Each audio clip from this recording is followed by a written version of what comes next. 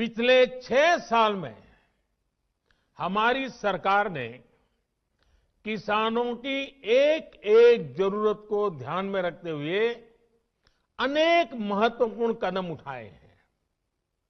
इसी कड़ी में देश के किसानों की उन मांगों को भी पूरा किया गया है जिन पर बरसों से सिर्फ और सिर्फ मंथन चल रहा था।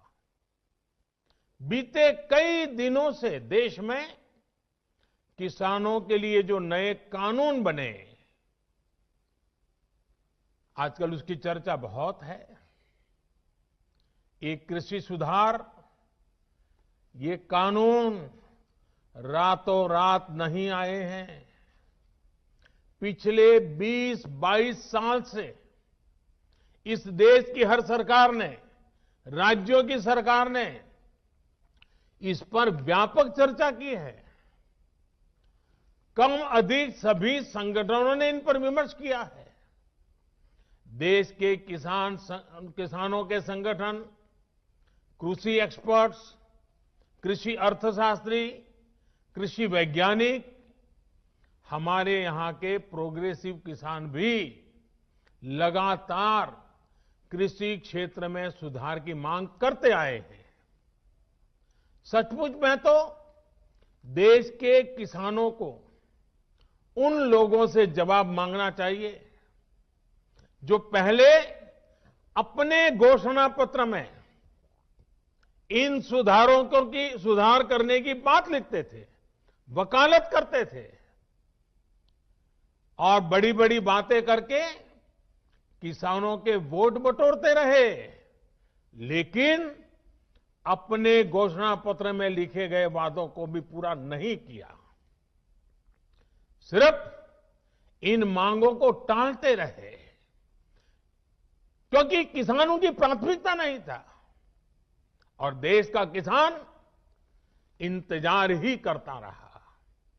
अगर आज देश के सभी राजनीतिक दलों के पुराने घोषणा पत्र देखे जाएं तो उनके पुराने बयान सुने जाएं, पहले जो देश की कृषि व्यवस्था संभाल रहे थे, ऐसे महानुभावों की चिट्ठियां देखी जाए तो आज जो कृषि सुधार हुए हैं वो उनसे अलग नहीं है।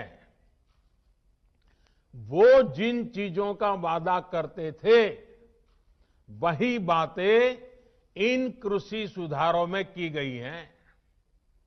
मुझे लगता है उनको पीड़ा इस बात से नहीं है कि कृषि कानूनों में सुधार क्यों हुआ।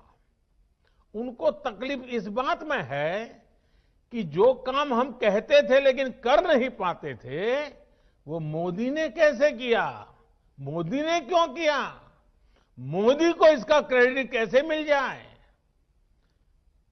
मैं सभी राजनीतिक दलों को हाथ जोड़ के कहना चाहता हूं, आप सारा क्रेडिट अपने पास रख लीजिए। आपके सारे पुराने घोषणा पत्रों को ही मैं क्रेडिट देता हूं, मुझे क्रेडिट नहीं चाहिए। मुझे किसान के जीवन में आसानी चाहिए, समृद्धि चाहिए, किसानी में आधुनिकता चाहिए। आप कृपा करके देश के किसानों को बरगलाना छोड़ दीजिए, उन्हें भ्रमित करना छोड़ दीजिए।